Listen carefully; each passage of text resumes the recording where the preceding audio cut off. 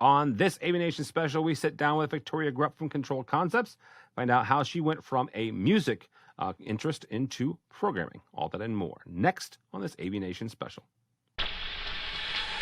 The network for the AV industry. What are you listening to? This is AV. This is AVNation. This is AVNation.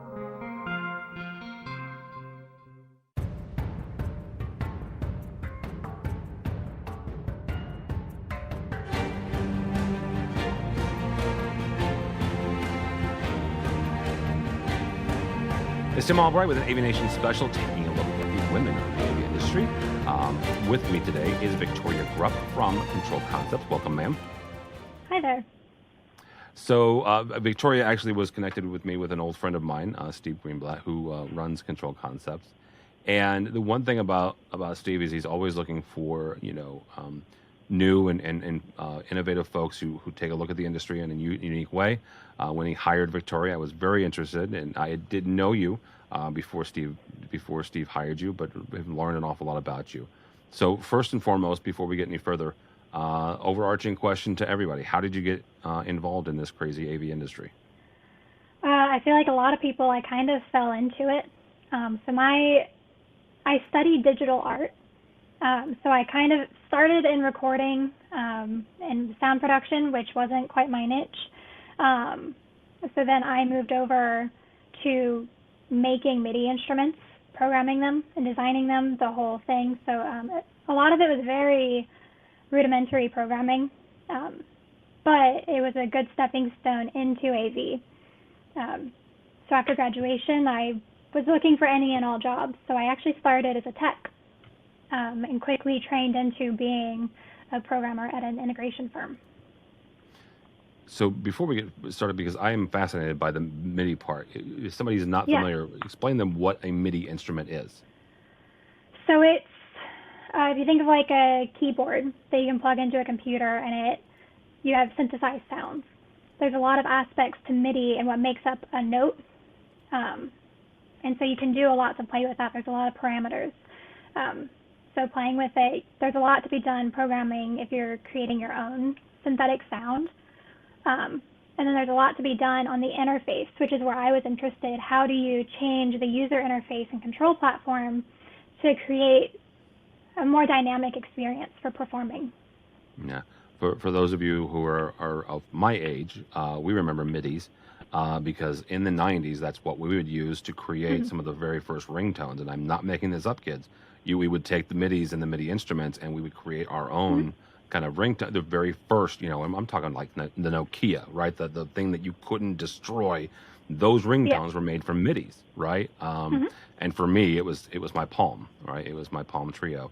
And those were also MIDIs as well. So that is very, very fascinating. So my specialty at the time was wearable, which was fun, fabric and wearables.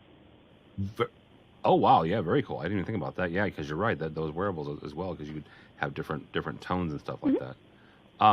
Talk for a second about that transition between music and digital art into programming and how that mindset, the artist mindset and the creative mindset, how that lends itself to the programmer's mindset. Because a lot of times people won't kind of, those comparisons, either you are an artist or you're a programmer brain and that's what you do, right? And you're, not to be too stereotypical, but you got the top pocket protector and this, that, and the other, and the compass and the protractor and everything. I say that as a failed programmer, right? But what's it's all right. I am a failed programmer. Greenblatt will tell you that all day long. But talk about that transition and how your artist mindset and your creative mindset helps you in programming. Yeah, so my initial start in art was music, right? So piano, flute, that type of area. But getting into more art related and technical with like production, and then into programming, I solve problems differently. I would see a problem and go, okay, so these are the things, here's my end goals that I want. Here's where we want to get to. And here's where I'm at. And so I think I take a different approach to assessing tools and looking at different ways to solve problems. And I think that the artist in me programs very differently sometimes. because I don't necessarily think like a programmer. I think like an artist first. So That's pretty awesome. the transition was more of an artist wanting to do things that she didn't have the tools for, and then figuring out how to acquire the skills to do that. That's pretty awesome. So one of the things, obviously not just that transition, but being a woman in the AV industry and quite frankly in technology, certainly some challenges along the way. Talk about some of those hurdles that you've overcome and throughout your career and how you were able to overcome them. Yeah, so I do want to note a lot of my initial programming, and by a lot of it I mean all of it, was military.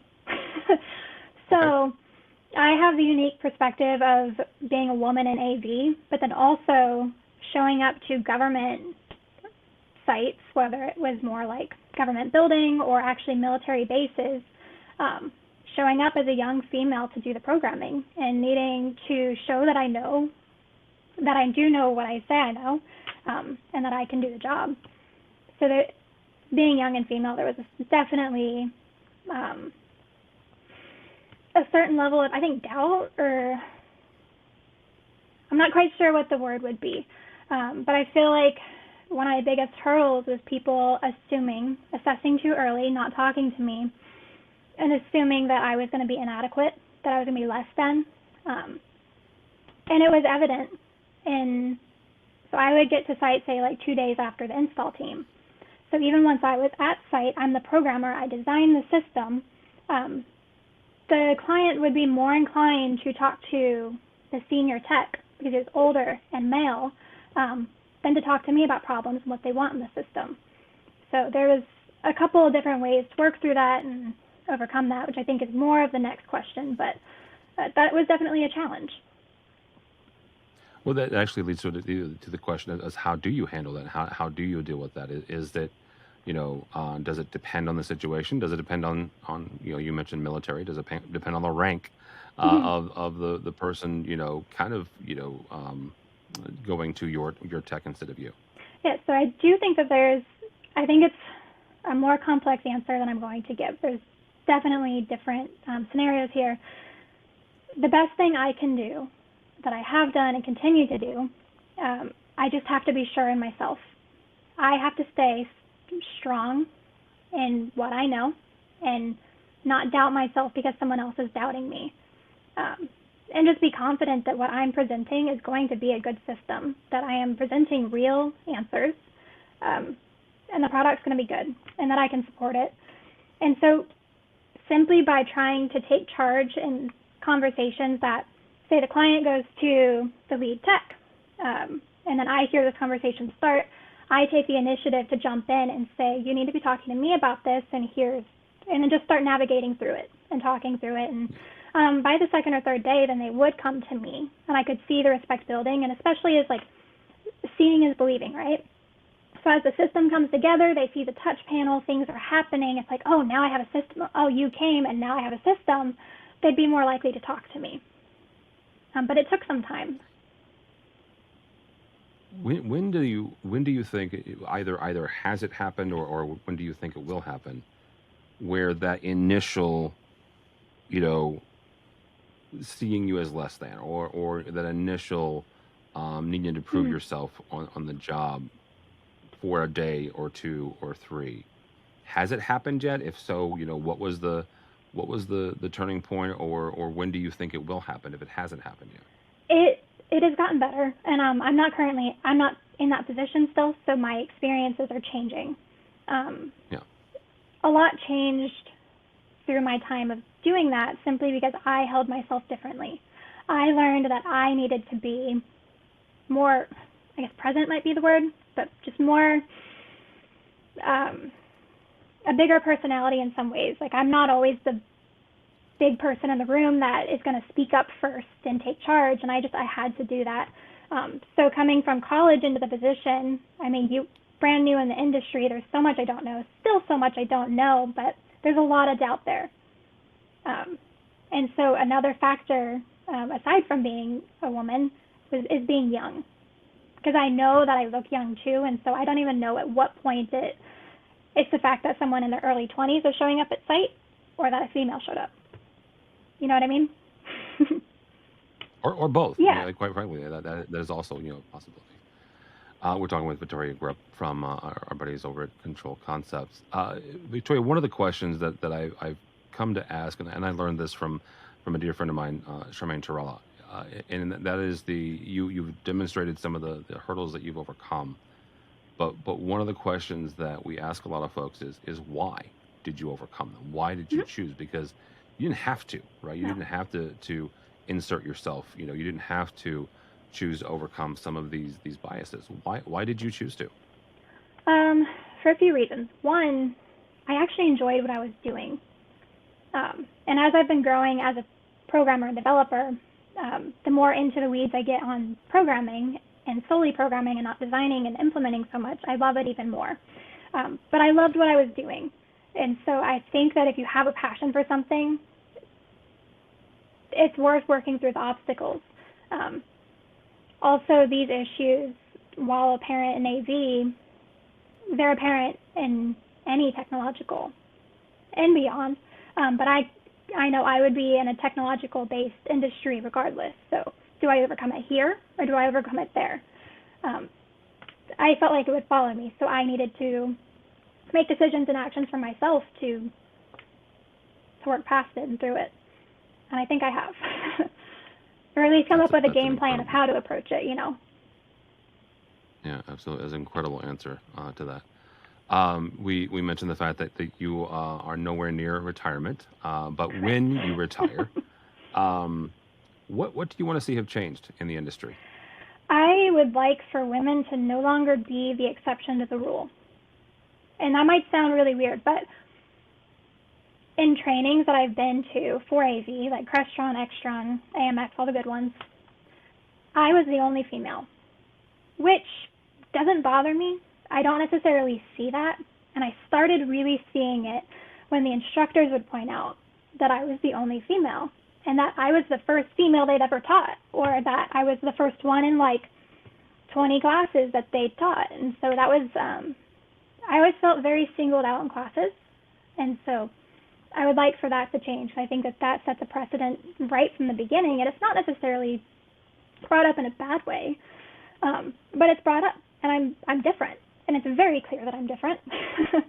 And to the point where I had other programmers come up and say, "Are you keeping along okay? You seem like you're doing all right in the class. I know you didn't have a lot of experience," and I think it was well intentioned.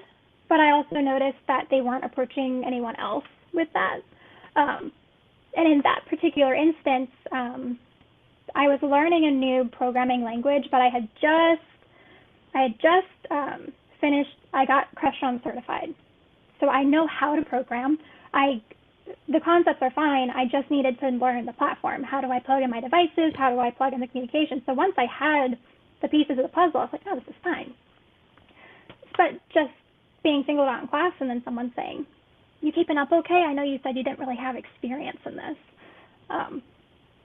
And that's where I feel like I'm thought of as less than sometimes. How do you help that? How do you make that change? How do you make it to where women are no longer the exception? Quite frankly, let's talk about programmers, because that's Yeah. that is one of the aspects. And there are a number. Actually, one of the smartest programmers that I know is a dear friend, and she's also a musician. Actually, comes from a musical background. Maybe there's something there. I don't do know. think there is.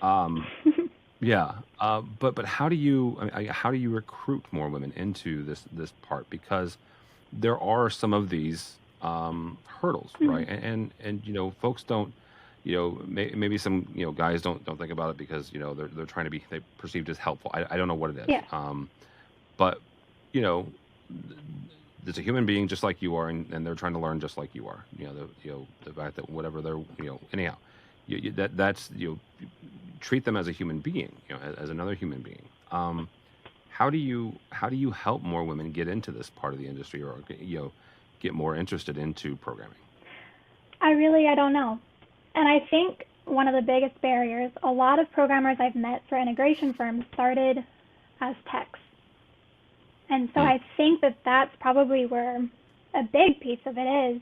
And I think that there's a lot of validity in building racks first, because you learn the equipment, you learn what's going on, versus just coming in as a programmer, which there's pros and cons to both sides, and that's an entirely different conversation. But I think the easiest path into programming for AV is through being an installation tech. And I don't have an answer, but that's just kind of what I see. And I was fortunate to find a firm that was willing to take a chance on me installing, even though I very clearly can't lift a 100-pound display.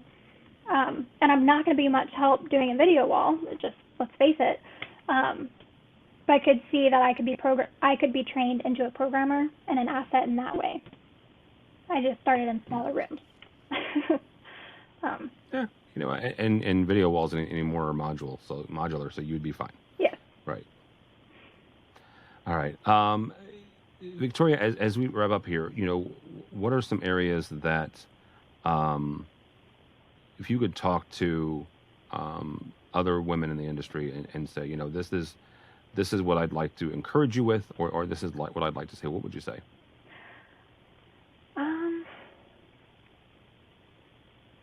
Be confident and strong in who you are.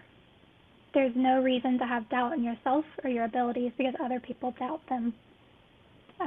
If you know it and you know it, stand by it. That is a fantastic way to end. Thank you so much. Victoria Grupp from Control Concepts. How do people connect with you or Control Concepts? You can connect with me through LinkedIn. LinkedIn primarily. Victoria Grupp, I believe is what my handle is. Easiest way to find me would be through Control Concepts page. I am linked with that. And I am on Twitter as Grupp Victoria. And those are the best ways to reach me right now. All right, very good. Victoria Grupp from Control Concepts. Thank you so much. For us, for AVNation, go by our website, avnation.tv. That's avnation.tv. Find programs like this and a host of others. We talked about my buddy Steve Greenblatt, so check out his show, A State of Control, where you will find more information about programming and automation. All that and more at avnation.tv. That's avnation.tv.